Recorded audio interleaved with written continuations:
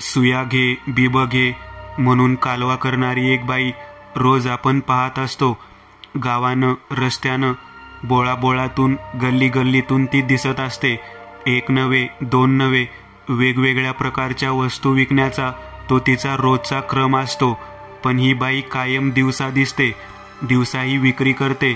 संध्याकाळी आपापल्या पालावरती जाऊन आपापल्या वस्तीवरती जाऊन ती स्वतःचं जीवन स्वतःचा संसार अगदी योग्य पद्धतीने चालवत असते. पहिल्यांदाच अशी गोष्ट झाली की आमच्या नदीकडच्या भागामध्ये रात्रीतून त्या बाईचा आवाज ऐकू येऊ लागला. कोळ्याची पोर संध्याकाळ झाली की नदी काठावरती बांधून ठेवत होती. दगडी शेळ्यांचा आधार घेऊन नावा बांधत असत. नदीच्या पात्रामध्ये वाळवंटात रात्री 12 वाजेपर्यंत तरी चांगली हालचाल सुरू असायची. आज पहिल्यांदा अशी वेळ आलेली होती की नदीच्या वाळवंटात कोणताही व्यक्ती आवर्जून थांबलेला नव्हता. तो थेट धावत धावत गल्लीबोळाने पळत पळत आपापल्या घराकडे निघालेला होता. बाबूबुवाचा मठ आश्रयाचे स्थान म्हणून ओळखलं जात होतं. मठामध्ये आरती होत होती. धुनी पेटलेली असायची आणि लोक बाबूबुवाच्या मठामध्ये आश्रयाला यायची. रात्रीच्या वेळी असाच त्या बोवारणीचा आवाज ऐकल्यानंतर तब्बल 10 ते 20 मुलं नदीच्या पात्रातून धावत धावत बाबूबुवाच्या मठापर्यंत येऊन थांबलेले होते. आजूबाजूला कोपऱ्या कोपऱ्याने वेगवेगळ्या चौकातून डोक्यावरती बोचकं घेऊन पाटी घेऊन एक बाई फिरताना दिसू लागली आहे. हा गोंधळ सगळीकडे सुरू झालेला होता. काही वेळेला वाटायचे की लोक अफवा पसरवत असतील आणि सगळ्यांना भीती घालत असतील आणि त्याच्या मागे कोणी ना कोणीतरी चोरी वगैरे करत असावं. पण आपण जेव्हा एखादी गोष्ट प्रत्यक्ष पाहतो तेव्हाच आपल्याला तिच्यावरती विश्वास बसतो. आणि अगदी त्याच पद्धतीने आमच्या बाबतीत सुद्धा घडलं. माझा मित्र विनोद त्या दिवशी बाबूबुवाच्या मठाचा आधार घेत मला फोनवरती बोलावून घेत होता. 11:15 वाजून गेले होते. विनोद मला म्हणत होता, काहीही कर पण इकडे ये. अजिबात गल्लीमध्ये फिरू नकोस. तुला रात्री बोंबलत फिरायची सवय आहे. पण जगूच्या पानटपरीपासून पुढच्या बोळांमध्ये ती बाई फिरताना दिसते बघ. विनोदचं बोलणं ऐकल्यानंतर मी सतीश दोघेजण 2 व्हीलरवरून बाबूबुवाच्या मठाकडे जाण्यासाठी निघालेलो होतो. कोपऱ्यावरचा विजेचा खांब ओलांडून थोडं अंतर पुढे गेलो आणि समोर खांद्याला एक झोळी अडकवलेली, डोक्यावरती एक मोठी वेताची दुरडी आणि त्यामध्ये खेळणी आणि दुसऱ्या कडेला एक लहान पोरग घेऊन एक बाई ओरडताना दिसत होती. सुया घे बिब घे वाळ घे बाई. तिचा तो विशिष्ट पद्धतीचा ठेका आवाज आणि तिचं बोलणं सगळं काही ऐकून झाल्यानंतर मात्र सतीश माझ्याकडे पाहत म्हणाला, लक्षात आलं का विनोद काय म्हणत होता ते? तेव्हा मी म्हणालो, होय लक्षात आलं आहे. विनोद जे काही सांगत आहे ते सगळं काही प्रत्यक्ष पाहिल्यावर खरं वाटत आहे. या स्पीडमध्ये गाडी वळवली आणि नदीच्या कडेला असलेल्या त्या मठापाशी कशीबशी गाडी नेऊन लावली. भेदरलेल्या अवस्थेतील वाळवंटातील कितीतरी मुलं तेथे आतमध्ये थांबलेले होते. चांगल्या निडर पद्धतीने जीवन जगणारी मित्रमंडळी आज घाबरलेल्या अवस्थेत पाहून मनाला चांगलीच भीती वाटू लागलेली होती. थोड्या वेळानंतर वेगवेगळ्या भागातून चौकातून फोन येऊ लागले. या भागात ती बाई आहे, त्या भागात ती बाई आहे. नेमकं असं काय घडलं होतं म्हणून ती बाई रात्रीतून फिरताना दिसत होती तेच समजत नव्हतं. त्याच वेळेला जगूच्या पानटपरीपासून थोड्या अंतरावरती 2 मुलांना फरफटत ओढत तिने गटांमध्ये फेकून दिलेला आहे. हा घटनाक्रम 1 जणांनी आम्हाला सांगितला. राहुल म्हणायचा तो व्यक्ती फोनवरती आम्हाला सगळं काही सांगत होता. त्याला बोलून झाल्यानंतर मी त्याला म्हणालो की होता होईल तेवढे लवकर मठाच्या दिशेने या. त्याशिवाय मला वाटत नाही की कोणी सहसा वाचेल म्हणून. परंतु कोणाच्या लक्षात येत नव्हतं की अशा पद्धतीची घटना रात्रीतून का म्हणून घडत असावी. बराच वेळ मठामध्ये थांबून झाल्यानंतर पहाटे 4-4:30च्या दरम्यान प्रत्येक व्यक्ती घरी जाण्याच्या दृष्टिकोनातून विचार करत होता. अंधार भरपूर असला तरी 4:30 नंतरचा तो भाग नदीच्या कडेला असल्यामुळे गजबज होऊन जात होता. 5 वाजण्याच्या सुमारास मी आणि माझा मित्र सतीश दोघेजण गाडी घेतली आणि तिथून निघालो. एकंदर मनुष्य असलेल्या बोळामध्ये एका मुतारीजवळ ती बाई आम्हाला एका कट्ट्यावर बसलेली दिसली. तिच्या त्या डोक्यावरच्या दुरडीला तिने कठड्यावरती बाजूला काढलं होतं. त्या दुरडीमध्ये बरंच साहित्य होतं आणि तिच्या डाव्या बगलेमध्ये असलेल्या लहान मूर्ती दूध पाजताना बसलेली दिसत होती. पहाट होऊन गेली तरी सुद्धा त्या बाईचं अस्तित्व आमच्या नजरेसमोरून जात नव्हतं. ही गोष्टच मुळात विचार करायला लावणारी होती. तेथून थोडा अंतरावरती गेल्यानंतर गवळीवाड्याच्या बाजूला टर्न मारून मी गवळीवाड्यातून पिशवीमध्ये दूध घेतलं आणि घराच्या दिशेने जाऊन पोहोचलो. माझे काका बाहेरच्या बाजूला दात घासत बसले होते. त्यांनी आमच्याकडे आलेले पाहिल्यानंतर सतीशला विचारलं, रात्रभर कुठे बोंबलत फिरत होता? तेव्हा सतीशनं घडलेली घटना काकाला सांगितली. काका आमच्याकडे पाहत म्हणाले, नको त्यावेळी नको त्या ठिकाणी रात्री फिरता, त्यामुळे कधी जीवाचा धोका होईल सांगता येत नाही. काही गरज होती का त्या बोआरणीच्या वाटेला जायची? कोणी कोणाच्या वाटेला गेल्याशिवाय ती गोष्ट आपल्या नजरेसमोर येत नाही.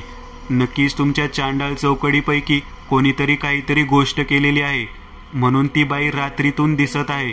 बुवाच्या मठाजवळ जाऊन थांबण्याचे धाडस तुमच्यामध्ये होतं, म्हणून तुम्ही वाचलात. सहसा त्या वाटेने कोणीही जाताना दिसत नाही. 8-8:30 नंतर तर रस्त्यावर चिटपाखरू नसतं. तरी सुद्धा मनामध्ये धारिष्ट दाखवून तुम्ही लोकांना त्या तिकडे यायला सांगितलं आणि तुम्ही स्वतः तिथे थांबलात, म्हणून बऱ्याच जणांचे निदान जीव तरी वाचले. नेमकं ती बाई कोण आहे, कुठून आली आहे आणि तिच्या रात्रीतून फिरण्यामागचं रहस्य काय आहे हे शोधायलाच हवं. शेवटचं कोणत्या ठिकाणी तुम्हाला ती बाई दिसली असं काकांनी विचारलं.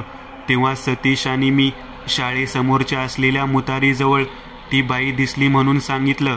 त्या मुतारीच्या कठड्यावरती त्या बाईने साहित्य ठेवलं होतं हे सुद्धा मी सांगितलं. काकाने त्यांच्या मित्रांसोबत चर्चा केली. नाश्ता वगैरे टपरीवरती करून झाल्यानंतर काका पुन्हा बुवाच्या मठाजवळ येऊन जमले.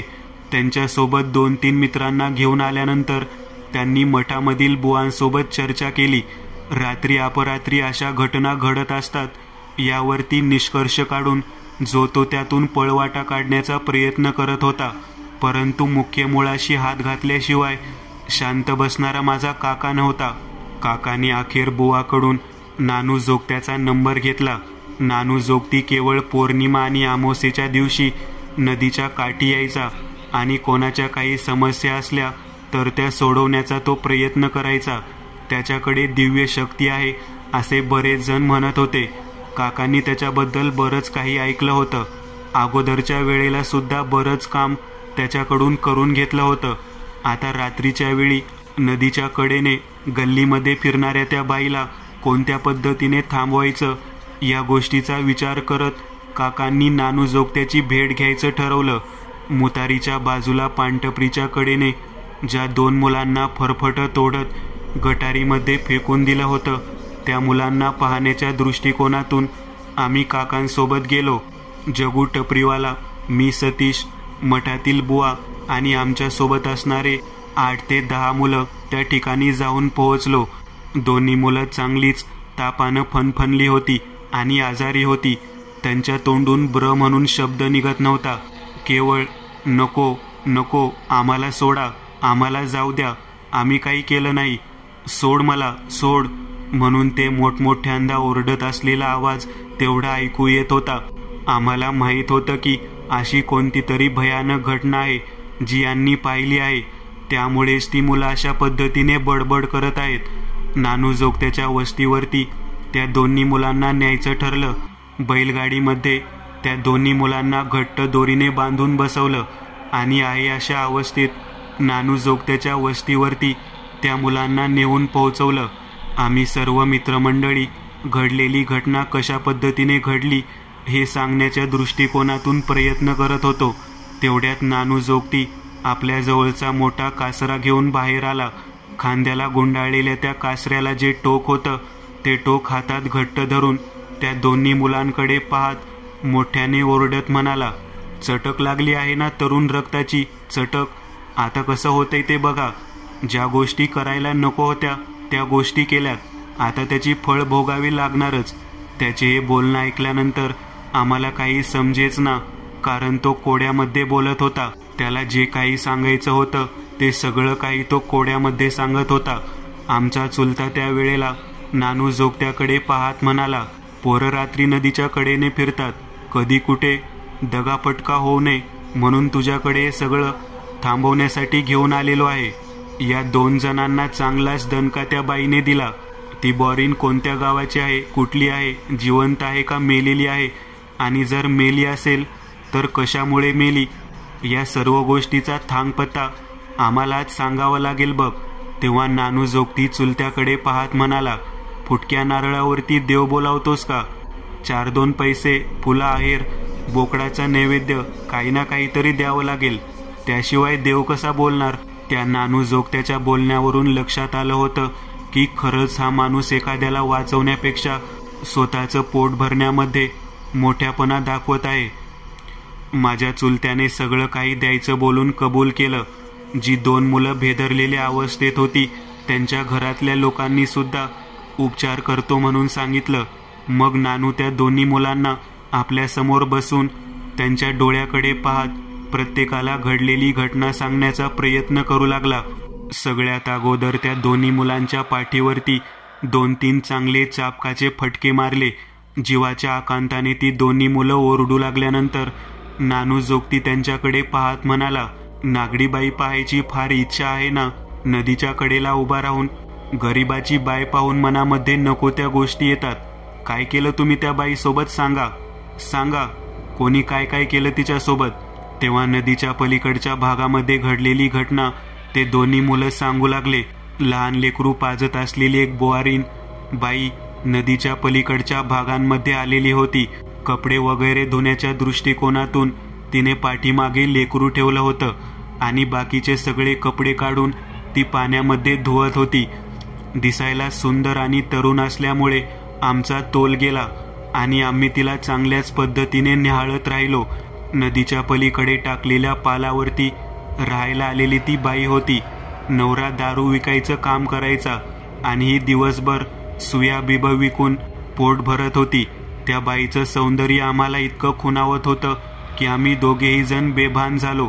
आणि त्या बाईला कपडे वगैरे धुवून झाल्यानंतर, बाई पोटाला काहीतरी खातेस का म्हणून आमच्या जवळ असलेला वडापाव आणि भजीचा पुडा समोर केला.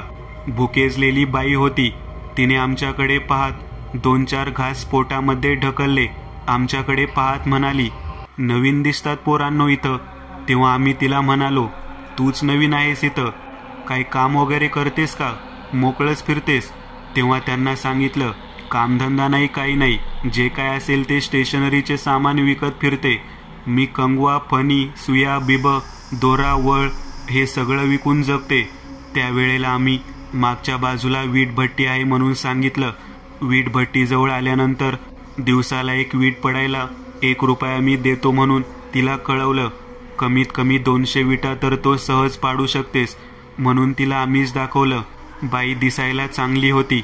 नवरा दारुडा असल्यामुळे कामाची तिला गरज होती आणि ती आमच्या जाळ्यामध्ये अडकली. तेव्हा नानू जोगती विचारू लागला, नेमकं काय केलं त्या बाईसोबत? तेव्हा त्या 2 पोरांनी बोलायला सुरुवात केली.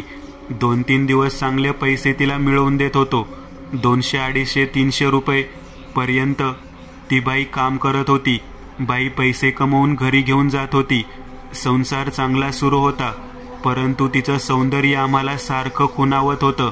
आज तरी का होईना तिच्या सौंदर्याला डल्ला मारायचा म्हणून आम्ही एके दिवशी संध्याकाळच्या वेळेला तिचं पोरगं झोळीमध्ये असताना ते गायब केलं. लेकरू हरवलं आहे म्हणून तिने कालवा सुरू केला. वीटभट्टीवरची लोक गोळा केली. तिचा नवरा दारू पिऊन भट्टीवरतीच पडलेला होता.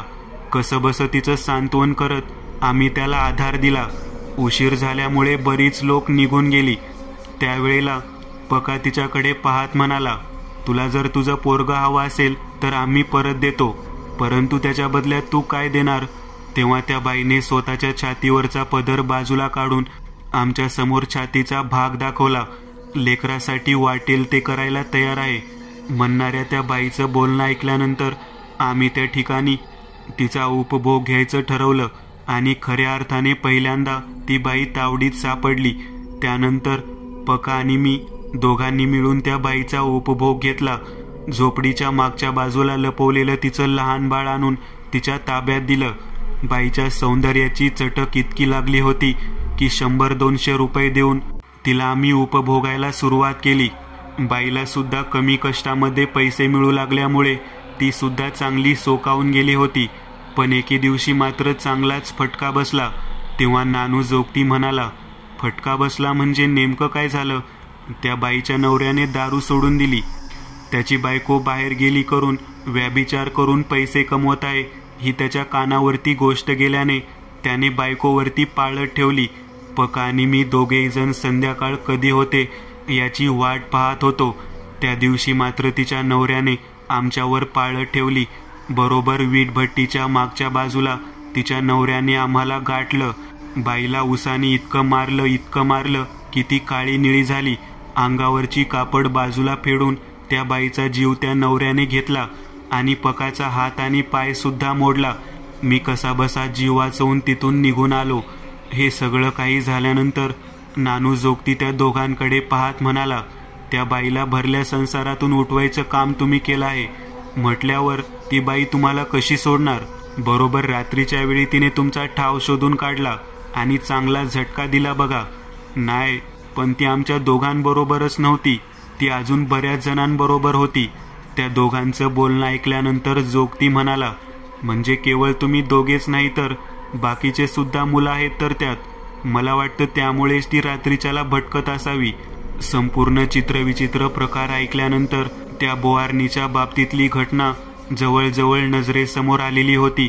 अशा कोणत्या रीतीमुळे ते असं वागत आहे ते जवळजवळ कळालेलं होतं.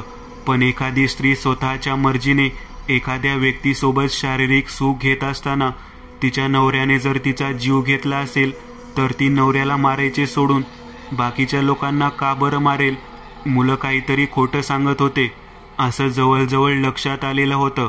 नेमकं काय खोटं बोलत होती तीच गोष्ट समजत नव्हती. ते रात्रीतून नक्कीच कळेल असा अंदाज नानू जोगत्याने लावला.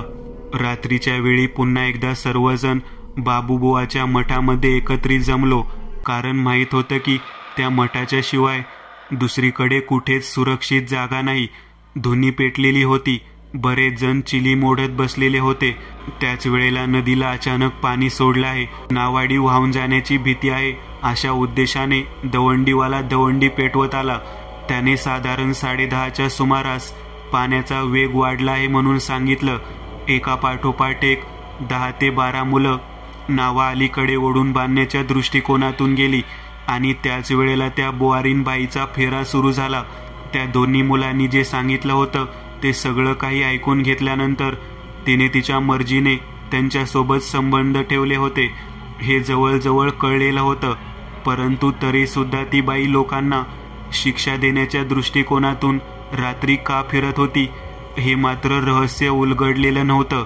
रात्रीच्या वेळेला तिचा आवाज आणि तिचं ओरडणं जेव्हा ऐकू यायला सुरुवात झाली तेव्हा छातीमध्ये धडकी भरली. सतीश माझ्याकडे पाहत म्हणाला, तुझ्या चुलत्याने तर चांगलं काम केलं. 2 मुलांकडून बरीच माहिती मिळवून घेतली. पण नेमकं रात्री का फिरते ते सांगण्याचं काम आज नानू जोगती करणार आहे. नानू जोगत्याचं बोलणं सुरू झालं. नानूने मठाच्या बाहेर उमऱ्यावरतीच बसून आजूबाजूला पाहायला सुरुवात केली. हातामध्ये चिमटा घेऊन तो बाहेर पडला. त्याच्या पाठोपाठ 6 ते 7 लोक बाहेर पडली. नानू ती बाई ज्या दिशेने जाईल त्या दिशेने तिच्या पाठोपाठ निघालेला होता. लहान लेकरू कमरेवरती घेऊन डोक्यावरती वेताची टोपली आणि उजव्या बगलेमध्ये झोळी अडकवून ती ओरडतच होती, सुया घे, बिब घे, वाळ मनगट दाबण घे, लेकराला चतकोर भाकरी वाढग माय म्हणून एका दारासमोर थांबली. पलीकडच्या बाजूने 8 ते 10 मुलं जी नावा मोकळ्या करण्यासाठी गेलेली होती ती नेमकं तिच्या समोर आली. त्या मुलांना पाहिल्या पाहिल्या त्या बाईने जागेवरती मारायला सुरुवात केली. जोगती त्यावेळेला आमच्या सर्वांकडे पाहत म्हणाला, आता लक्षात आलं का? ती बाई स्वतःच्या मर्जीने जरी काही 2 मुलांसोबत झोपली असली तरी बाकीच्या लोकांसोबत ती स्वतःच्या मर्जीने झोपली नव्हती.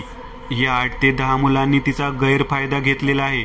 तेव्हा ती बाई आहे हे सगळं काही बाजूला ठेवून टोपलीमध्ये स्वतःचं लेकरू ठेवून थेट त्या 8 ते 10 मुलांच्या दिशेने धावत निघाली. हवेमध्ये उंच उसळी घेत तिने एकेका धावणाऱ्या मुलांच्या पाठीमागे लाथा घालायला सुरुवात केली. एका उजव्या पायाच्या लाथेच्या प्रकारात तोंडातून रक्त ओकायला मुलगा भाग पडत होता. सैतानाचा फेरा किती भयानक असतो ते प्रत्यक्ष पाहत होतो. त्या बाईने तिच्या टोपलीतील काही दाबणं स्वतःजवळ ठेवली होती. एक एक दाबण पळणाऱ्या पोराच्या मानेमध्ये घुसवून किंचाळून मोठमोठ्यांदा ओरडत होती. तिला शांत करण्याच्या दृष्टिकोनातून लोक प्रयत्न करण्यासाठी पुढे धजावत नव्हती. तेव्हा नानू जोगती स्वतःचा चिमटा वाजवत तिच्या समोर उभा राहिला. तिने नानू जोगत्याकडे पाहत मागे सरकायला सांगितलं. नानू म्हणाला, काय घडलं, काय आहे सांग. तू कुठली आहेस आणि या पद्धतीने लोकांना का मारत आहेस? तेव्हा त्या बाईने सांगितलं, माझ्यावरती अतिप्रसंग करून माझी इज्जत लुटणाऱ्या प्रत्येकाला मी त्यांच्या केलेल्या पापाची शिक्षा देत आहे. केवळ माझं शरीर उपभोगून त्यांनी माझा उपभोग घेतला नसून ते उपभोगत असताना माझ्या रडणाऱ्या लहान बाळाचे नरड दाबून त्याचा जीव घेतला आहे. या 7 ते 8 मुलांनी नावेमध्ये मला रात्रीच्या वेळी नागवी करून उपभोगलं आणि माझ्या लेकराचा आवाज येऊ लागला म्हणून त्याचा जीव घेतला. माझ्या लेकराचा आवाज ऐकूनच माझा नवरा तिथे आला आणि त्याने मला त्या अवस्थेत पाहिलं आणि नंतर मग मला ऊसाच्या कांडक्याने बडवून बडवून माझा जीव घेतला. तेव्हा नानू जोगती म्हणाला, पहिल्यांदा 2 मुलांना तू केवळ पछाडून झपाटून झटका देऊन सोडलं, तसं का केलंस?